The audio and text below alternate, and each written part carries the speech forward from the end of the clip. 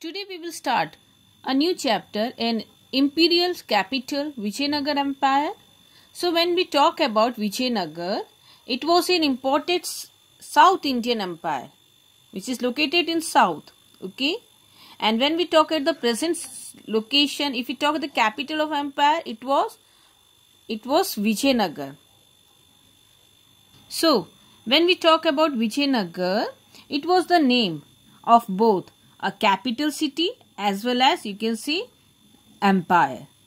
So here you can see that this empire, it was founded by Harihar Rai first and Bukka Rai first. Okay, then the power, when we talk about this power of the empire, it declined at the Battle of Talikota in 1565, and the rivalries were the Deccan Sultanate, which in alliance of the Deccan Sultanate, who united in order to defeat Alia Rama Rai.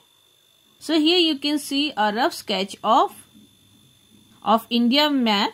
Here you can see different dynasty or empire ruling around the period of 1400 CE Common Era. At the center was the Tughlaq dynasty, and then here you can see Rajput, and in the south you can see Vijayanagar. It extends from Krishna river to the extreme south, and in the north of Vijayanagar empire is the Bahmani. Here you can find Warangal, and you can see Golconda, Bijapur empire. So when we talk about Harihar Rai and Bukka Rai, okay, so you can see they served under the Kakatiya ruler of Warangal. Then they went to Kampilye, where they were imprisoned and converted to Islam. Later they returned back to the Hindu fold at the initiatives of the Saint Vidyaranya. So they also proclaimed their independence and founded a new city, okay, at the bank of, you can see on the south bank of the river Tungbhadra. It was called Vijayanagar, meaning the city of victory. So we saw that Vijayanagar empire, okay, it was ruled by four main dynasties. First is the Sangam, then Saluv, then Tuluva and Aravidu. So first come the Sangam dynasties, and then we will read about this, and then comes the Saluva, which ruled 1486 to 1505. Saluva Narasimhan was the founder of Saluv dynasty. He silenced the rebellion of feudatories and kept the kingdom intact. So Imadi Narasimha succeeded him. He was a weak ruler, and hence the control of the state fell into the hand of Narsa Nayak. Then comes Tuluva dynasty, 1505 to 1570 AD, that is the time period. The son of Narsa Nayak, okay, you can see Virsa Narasimha was the founder of Tuluva dynasty. He was succeeded by his half brother, that is Krishna Dev Rai, a very very prominent, or you can see greatest ruler of this dynasty. Krishna Dev Rai was the contemporary. So he was the contemporary of Babur. Okay. So when the first battle of Panipat was fought, Krishna Dev Rai was the ruler of Vijayanagar in southern India. Then we see Vallabhacharya and Chaitanya Mahaprabhu, the renowned saint of the Bhakti movement. They visited the court of Krishna Dev Rai. He was also called Andhra Bhoj for his patronage of art and literature. He himself was a scholar. He wrote the Telugu work Amukta Malyat and a Sanskrit play, very important, Jamvanti Kalyana.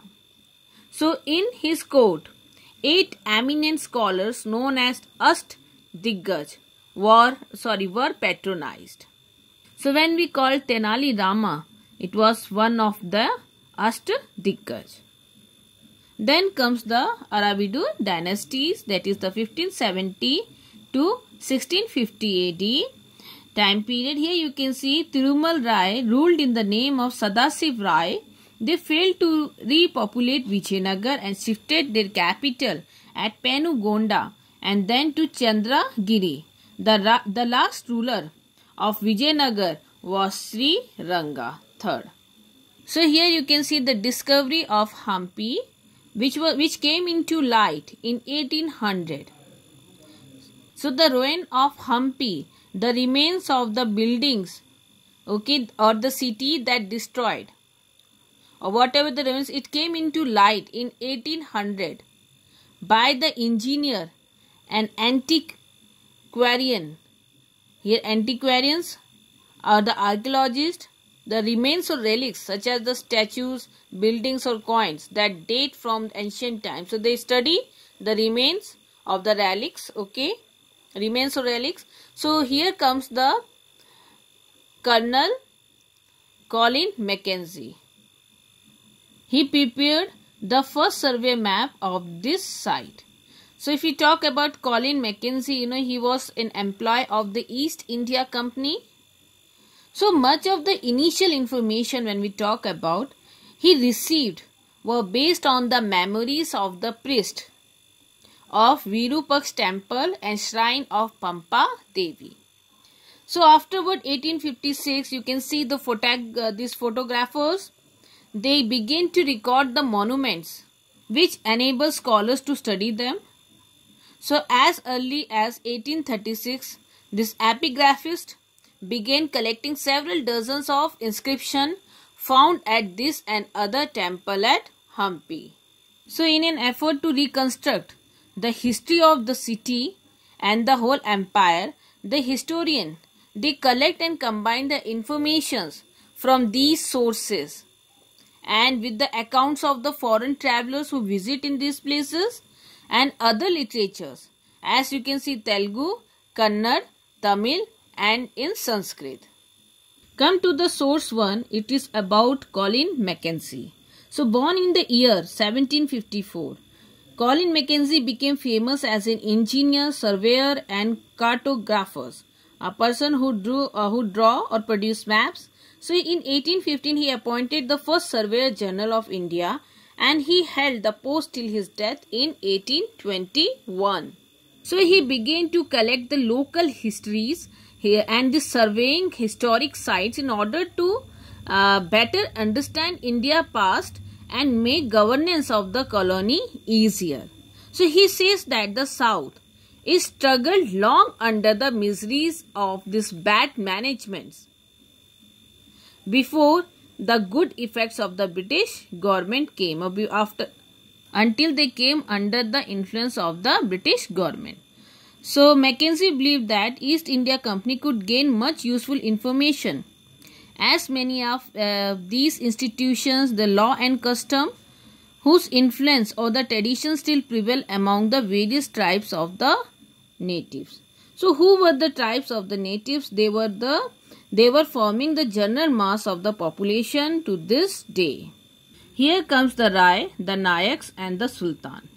So according to the traditions and the epigraphic evidences, so you can see while reading the inscription, whatever information being gathered by them, we come to know that Harihar and Bhuka founded the Vijayanagar in the year 1336. So the foundation of Bahmani Sultanate in 1346, it created a new and greater danger. So Harihar was succeeded by Bhuka first, who reigned from 1356 to 77, who during the first decade as a king engaged in number of costly war against the Bahmani sultans over control of strategic fronts as Tungbhadra, Krishna Doab, as well as over the trading emporia of the east and the western coast. So here you can find another conflict. It was between the Gajapati ruler of Odisha for control of the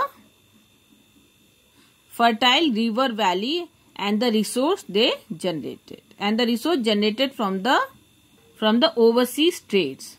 So here we saw the two main rivalries. Okay, one was the Bahmani Sultan, another one was the Gajapati. So Gajapatis, this means Lord of Elephants. This was the name of a ruling lineage that was very powerful to Odisha in the 15th century. And then we see that the popular traditions of Vijayanagar, the Deccan Sultans, are termed as Ashwapati. It means Lord of Horses, and the Rais, they are narrated or called as Narpati or Lord of Men. So here we saw the causes of this rivalry. You can see the fertile river valley and the resource generated by the overseas trades. While the historian, they use the term Vijayanagar Empire for Vijayanagar, and if we talk about the contemporaries of Vijayanagar, they described it as Karnataka Samrajya. Okay, and these some of the areas that were consolidated within the empire. It had witnessed the earlier development of the powerful states. As you can see, Cholas in Tamil Nadu and Hoysal in Karnataka. So these empire had been ruled before Vijayanagar Empire. So this ruling elite class, they had given patronage to elaborated temples such as Brideshwar Temple at Tanjavur and Chenakeshav Temple at Bellur. So these were the temples which were made by earliest ruler. As we saw, the Cholas, okay. So these were patronized by this Vijayanagar Empire or the Vijayanagar emperors, okay. So the Vijayanagar emperors, who were called themselves Rai, carried on these traditions. So as we will see literally to a new height as far as the tradition is concerned. Now comes kings and traders. So at warfare, the strategy of war was dependent upon effective cavalry. For cavalry, you can see the horses was imported. Okay, and it is, if we talk about for cavalry, imported of horses from Arabia and Central Asia was very important for rival kingdom. The trade was initially controlled by Arab traders and the local communities that was involved. Okay, local communities of merchant known as Kudirai Chettis or horse merchant. They also participated in these exchanges. So from 1498, other actors that appeared in this field, these were the Portuguese, okay, who arrived on the western coast of the subcontinent. So you have read about Vasco da Gama, and they attempt to establish their trading and military stations.